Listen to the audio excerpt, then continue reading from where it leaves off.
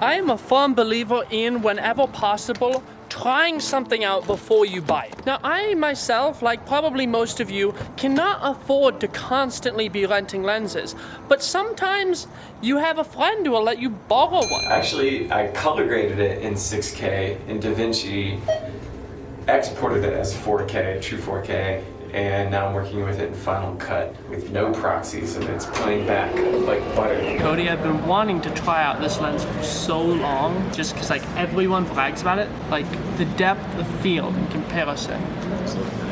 Cody wasn't actually able to help me film a video today, so I need someone else to. But let me go back and preface this. Today I get to meet someone who found me on YouTube, but then we realized we were only about 45 minutes away from each other. What's up, bud? Nice to meet you. Man, it's fogging up something awful.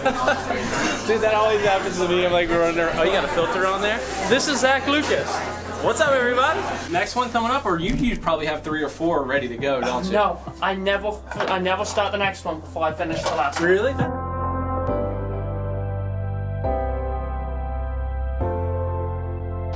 Super dark. How's it going? Good to see you. We actually have to head downtown because apparently you're not really supposed to video in Mayfair.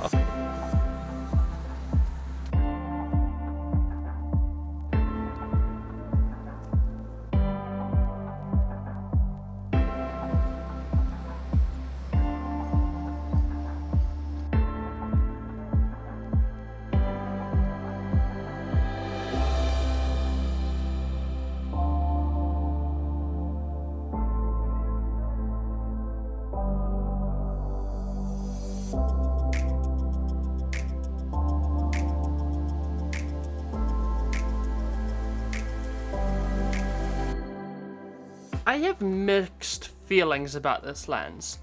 For stuff like this studio shot at f2.2 and at 18 millimeters, this looks really, really good.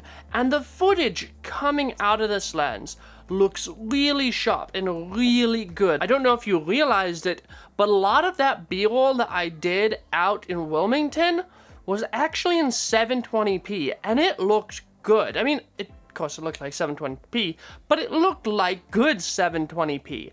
I was really impressed with the way that the images turned out using the 18-35.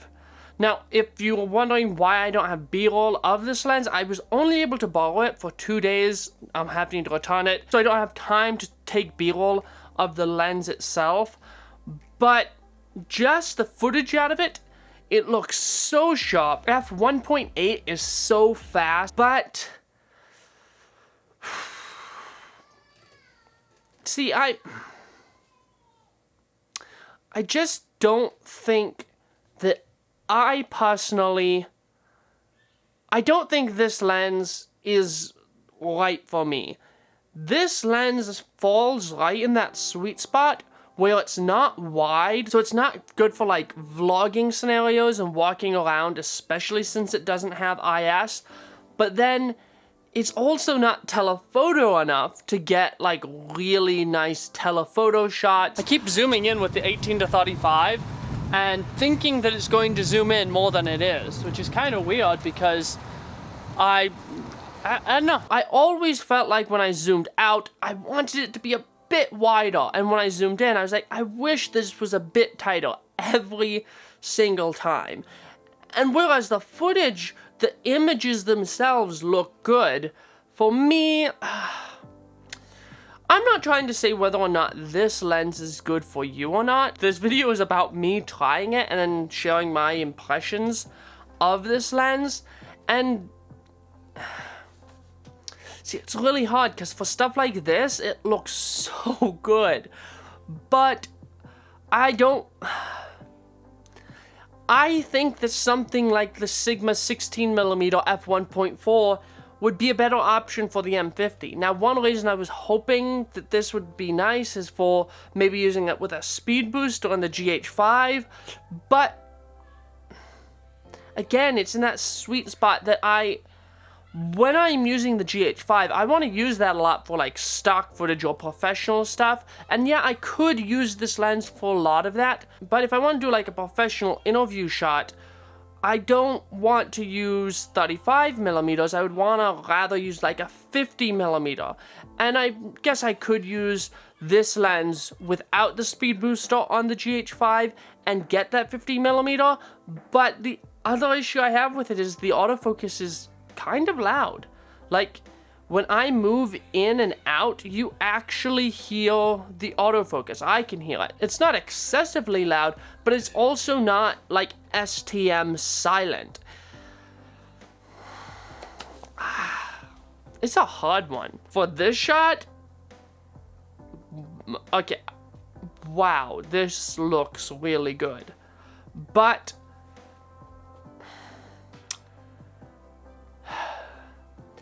for me, I don't want to have tons of equipment, especially an $800 lens that'll probably sit in my backpack. The other issue is that it is big and then it's not stabilized. And so when I'm using it with the M50, I have to like use the digital IS to get some sort of stable footage. And I mean, with the GH5, that problem would be solved. But again, with the GH5, when I'm using the speed booster, it's gonna be about the same focal length as this camera is with this lens. And several times I came to like an alleyway or a street and I was like, oh, this would be a great shot. I put the camera up, zoomed it all the way out, and I was like, this just doesn't look good.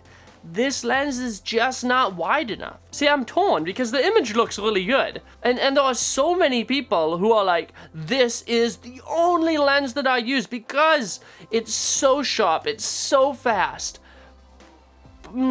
But it's... I'm not even sure exactly what to say except that I could probably use this and I could get great results out of this, especially if I practiced. But it's in that focal range that I already have, and I think buying a new lens, I want to get something that's either going to be wider or more telephoto, because I don't really need another lens, especially a lens that I probably won't use that much because of the limitations that it has. So if you're thinking about buying this lens, I would probably rent it first, or if you have a friend like I do that has one, borrow it, because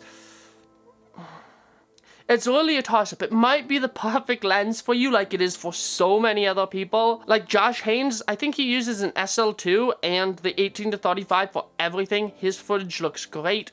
But for me, I just don't think it's worth it. And I just don't think it's something that I want to invest in right now. Well, I hope you enjoyed this vlog. If you did, please give me a like. Subscribe to the channel for more content that's not like this. I don't want to do a lot of like really downer content. I want to be more encouraging. Even though life is hard, I want to be more encouraging and help people more. But sometimes I was really, when I planned on making this video, really because I love people like Caleb Pike, who uses this lens all the times and loves it, I was expecting to be like, this lens is the best thing since sliced bread, I'm totally getting one, but that's not my experience. So, I'm gonna give a pass on this one. Try it out. Like, this lens is really sharp, really fast, really beautiful images, but it's just not the focal length that I want right now. Thank you for watching this video, and I'll see you all in the next one. One more thing I almost forgot to say. Thank you to Zach Lucas, who helped me out in Wilmington. He filmed the B-roll of me filming B-roll. I really appreciate it, and I hope to collab with you more in the future. So Zach, how long have you been doing YouTube? So I started my channel, I think I posted my first video maybe last year, beginning of last year when I picked up the M50, and kind of would upload here and there, like not super consistently, but trying to get better at it, trying to be more consistent and learn as much as I can because it's a lot of fun and I enjoy it. So, and learn from you. What kind of content do you do? Right now it's a little mix of real estate related, like educational content, but I really enjoy like vlog kind of stuff and fun lifestyle content. So it's a little bit of a mix right now. I'm trying to figure it out, but it's still fun.